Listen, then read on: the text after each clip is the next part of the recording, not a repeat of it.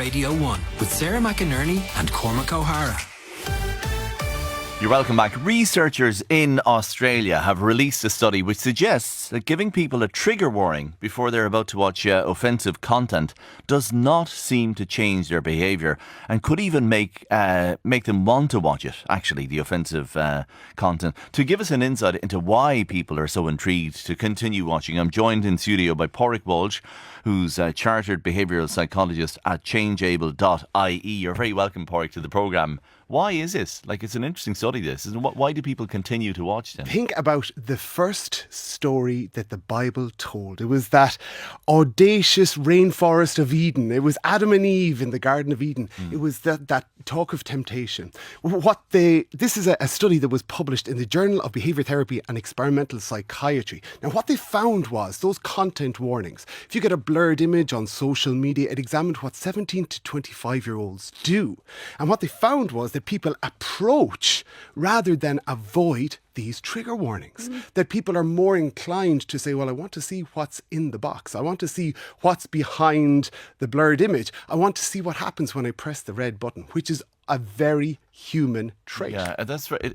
You've studied psychology, obviously, being a psychologist. So what I've learned is that over the years, as you grow older, the brain is risk averse, but not so for 17 to 25. Is that it? It's one of the interesting things about this research. Like, what they found was that there are about 4 warnings per week that they will see on social media, but that the findings that they had challenged these claims that a trigger warning, something that says the content that you're about to view on Netflix or the piece that you're about to watch, some people might find offensive, actually doesn't serve as a tool for avoidance. And about 90% of people will say, I don't really want to watch it. However, I can't avoid the temptation of actually doing it, which calls into question the effectiveness of these trigger warnings or content warnings. You know, when I've seen them or heard them, I always think, that makes sense. Not always, but most of the time that makes sense to me. If you have suffered trauma in a specific instance and if there's, a warning about that specific instance, I'm like, okay, if I had suffered trauma, I would like to know.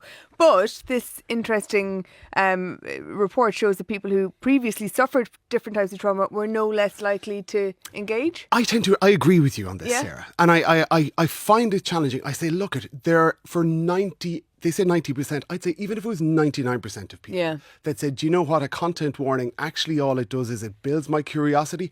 I still think it's a very responsible practice, that particularly on something like social media, because if you take Facebook 20 years ago, right, what you would have is you would self-select what you'd see. You'd see your family photos, you'd see what your friends are up to. Now, so much of the algorithm in social media has been designed to give us unsolicited content. So we thought you might like this, or this is suggested for you, or here's an ad that you didn't opt into, and suddenly you get a really traumatic image thrown at you.